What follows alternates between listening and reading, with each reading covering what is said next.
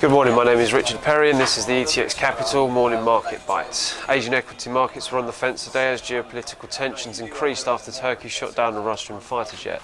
MSCI's index of Asia Pacific shares outside of Japan edged up 0.1%.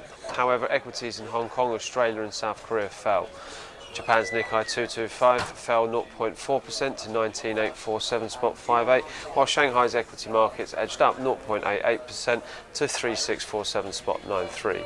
The US dollar was a little weaker due to the geopolitical tensions between Turkey and Russia after Turkey shot down a Russian jet.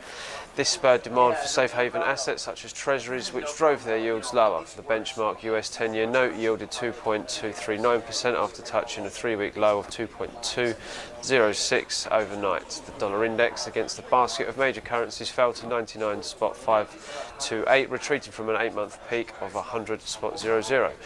Against the yen, the dollar fell to a 1.5-week low of 122.27 before returning to a test of 122.43.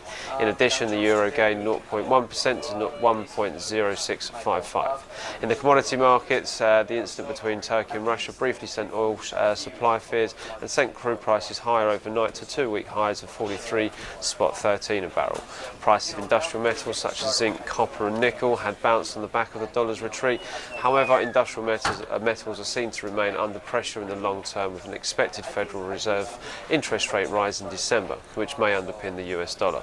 Today's data releases from the US kick off at 1:30 with personal consumption expenditures, personal income, initial jobless claims and durable goods orders.